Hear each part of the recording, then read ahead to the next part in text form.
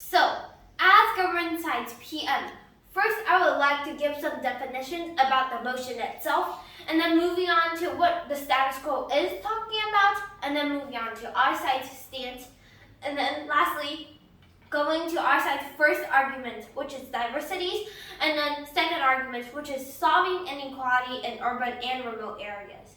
So, first, a quick definition in the motion itself. What does age group mean in our side of the house? Our side believe that age group, meaning that a diversities of age. These national legislatures should apportion electoral representations from these kinds of diversities of age group instead of these geographical areas. So what is the status quo talking about? Nowadays, people are using geographical areas as representations. And our side believe that because of we're using geographical areas, we believe that there will cause a lot of inequality and a lot of gaps between two worlds. So therefore, we're trying to use an age group as a representation for national legislatures.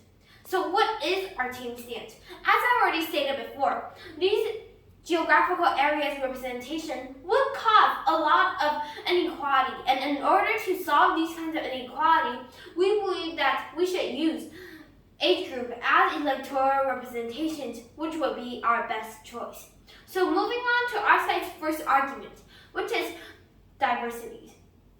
Since geographical areas have a lot of huge negative impacts, such as inequality between maybe urban and remote areas, between a lot of old people and young people, what they want to succeed, they're all different.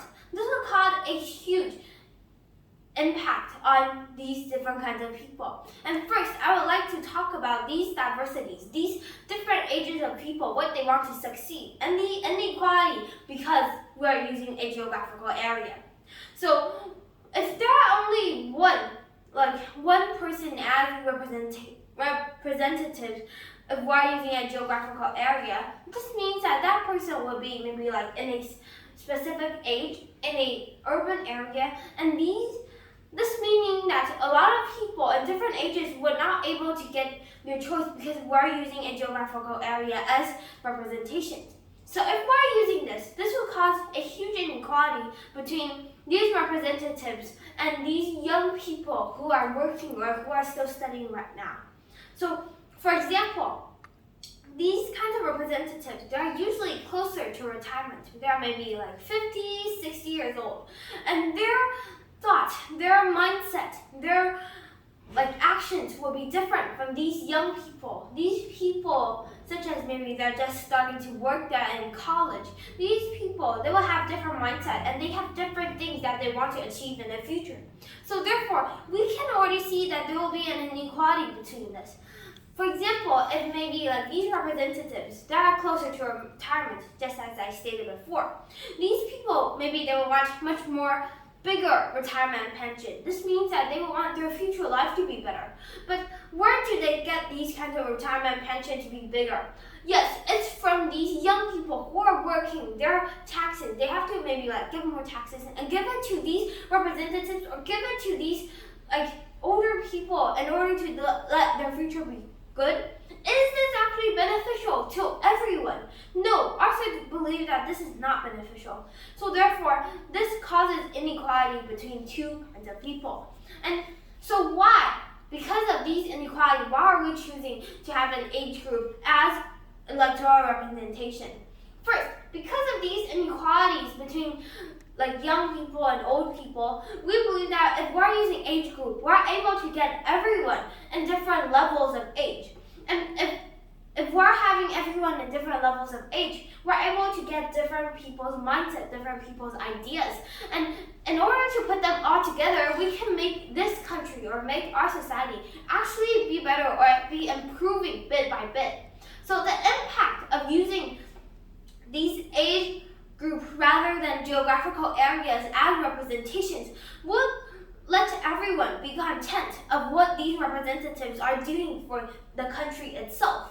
So therefore, we can already see the huge benefits that will cause if we're using an age group. So moving on to our side's second argument, which is solving inequality in urban and remote areas.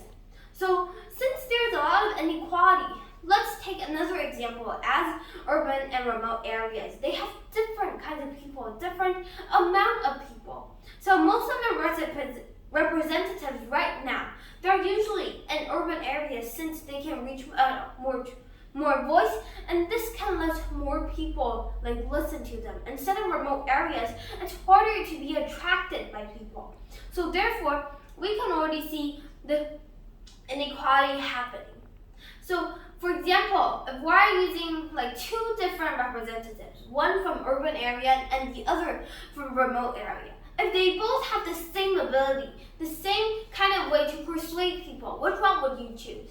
Of course, as government side ourselves believe that people would choose the representative from the urban area since it can reach out more voice, it will attract much more people. So we can already see the negative impact of geographical area representations.